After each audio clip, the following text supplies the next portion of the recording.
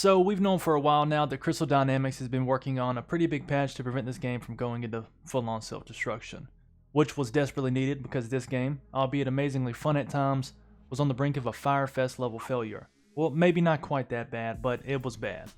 The devs were saying that this patch should drop by the end of this week, but as the week drew to close and no words on an official patch release time other than soon and we're testing it, had a lot of players stressing and worried that we weren't going to get this patch until next week. But Crystal Dynamics swooped down in the last second and dropped the Fat Daddy Megalodon level patch we've all been waiting on. And boy, it's a big one.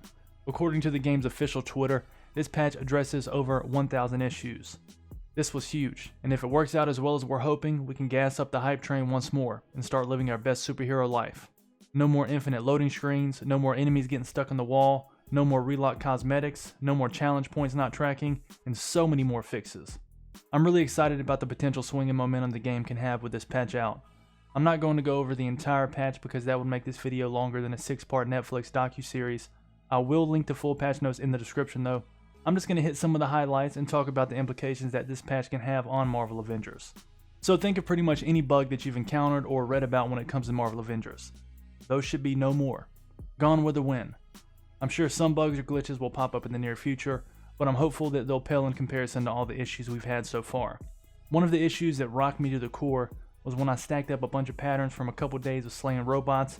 I would hit the fabrication machine to unlock a bunch of juicy outfits, and when I deciphered the pattern, half the time nothing would pop up. No outfit, no units, just nothing. Emptiness, sadness. That's fixed. Now, I didn't see anything about compensation or reimbursing patterns for the affected players, which is sad, but as long as it doesn't happen again, honestly, I'm good. One complaint that I've seen a lot, something that I noticed as well, there wasn't much of a difference between epic, legendary, and exotic gear pieces. It seems like the same stats and gear perks could be on either quality of gear, which made it less worthwhile to grind for those big boy exotics. That has also changed. Exotics now drop above 130 power level, and they'll have better attributes than the lower rarity gear like epics and legendaries. I didn't see anything about raising the max power level, so I think they'll still be capped at 140, but it'll just require less upgrades to get there. I think it was really necessary to make the exotic gear pieces objectively better than the legendaries, because with how hard they are to come by, until now they were not at all worth grinding for, other than a weird flex but okay moment. Now they actually mean something. I'd like for them to do something similar between epics and legendaries, hopefully that'll come in the future. They also made some combat changes, which bring me pure joy. One line reads, "Reduce aggressiveness of turrets and enemy range attacks." I wept tears of happiness after reading this. There's been so many instances where I've gotten hit by a projectile that I didn't see until it was too late. So this is a very nice and welcome change. I'm really hoping this makes those slow purple homing missiles weaker. They are the bane of my existence. They also made some changes to adaptoids, aka rage-inducing robots. The laser attack is now easier to dodge, which wasn't that big of a deal, but a nice change. They also decrease the recovery time when you do get hit by the laser.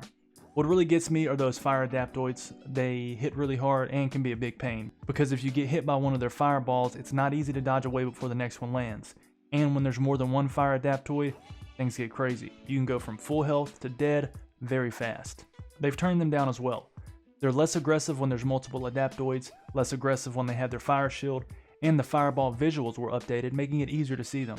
They also fixed the gear drops for hives, drop zones, and threat sectors, so you'll get the appropriate 130 power level when you get loot.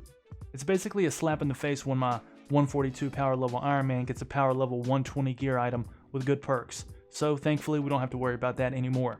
Now there's so many more bug fixes, check out that link in the description for the full list. We also finally got the mega hives in this patch, which is a weekly challenge that's supposed to be pretty difficult.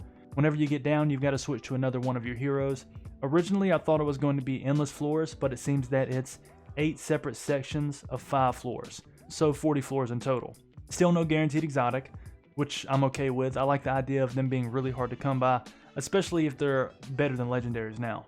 This is a weekly challenge, so I guess that could change and we might see the endless floor mega hive another week. I think this patch has huge potential to revert a lot of the damage that's been done, although there's only so much you can do with a game that drops this buggy. Luckily for Avengers, we're in somewhat of a game drought right now, so I wouldn't be surprised if a lot of the players that left will be returning now that so many of the issues that caused them to leave are now fixed. This patch doesn't really do anything to help with the limited amount of in-game content, but I think it'll definitely make the grinding until the next content drop a lot less frustrating. Secret Labs and the first hero operation are right around the corner, so if this patch does live up to the hype, it should be smooth sailing for Marvel Avengers, and we might have ourselves an awesome live service game for years to come. With the popularity of the Marvel Cinematic Universe, this game has so much potential to have an incredible player base, for the next 2-3+ years. We'll see. Let me know in the comments section, what are your thoughts and expectations for this patch? Do you think this is going to help keep the player base up, or did the ginormous amount of bugs since the game released do too much damage? But that's going to do it for this one. Thank you all so much for watching. I hope you enjoyed the video. If you did, a like rating would be greatly appreciated. And consider subscribing to the channel if you want to see more Marvel Avengers content like this.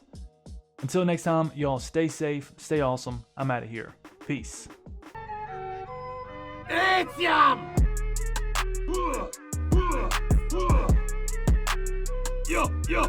Yo.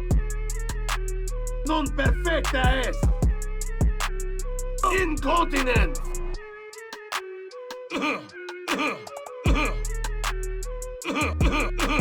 Hey, movete. Movete.